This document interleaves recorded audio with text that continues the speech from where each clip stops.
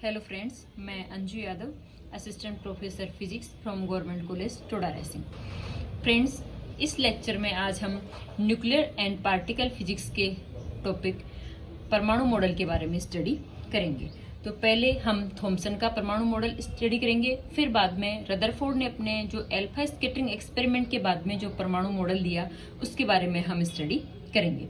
तो आओ देखते हैं परमाणु का थॉमसन मॉडल क्या कहता है।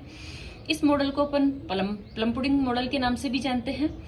इस मॉडल के अनुसार परमाणु का जो संपूर्ण धनावेश है वो एक एंगस्ट्रॉम त्रिज्या के गोले के अंदर समान रूप से वितरित रहता है और इस गोले के अंदर कहीं कहीं इलेक्ट्रॉन बीच बीच में दसे हुए रहते हैं।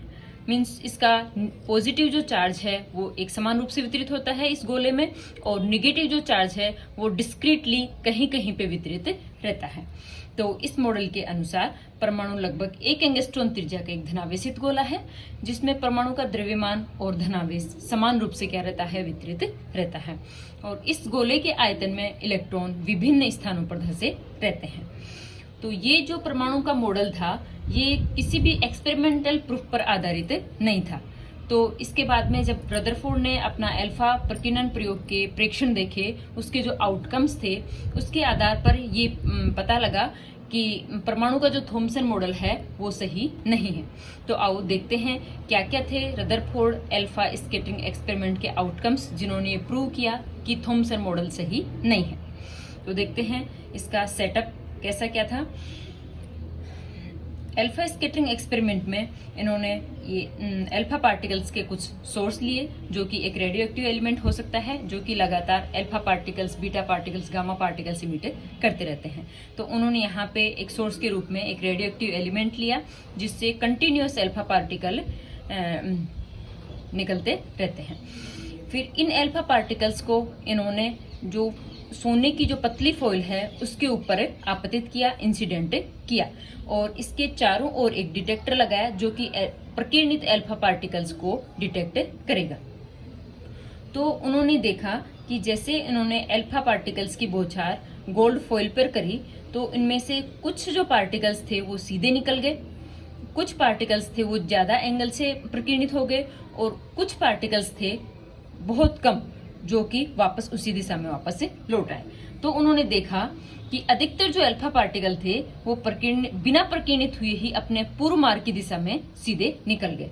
मतलब इसका मतलब ये हुआ कि अगर बिना कोई अल्फा पार्टिकल बिना प्रकीर्णित हुए आगे निकल गया तो वहां पर कोई भी पॉजिटिव चार्ज प्रेजेंट नहीं है। जबकि थॉमसन ने कहा था कि जो पॉजिटिव जो चार्ज होता है वो संपूर्ण गोले में या फिर संपूर्ण परमाणु में समान रूप से वितरित रहता है। अगर वो समान रूप से वितरित होता तो ये अल्फा पार्टिकल बिना प्रकीर्णित हुए या फिर बिना प्रतिकर्षित हुए सीधा नहीं निकल सकता था।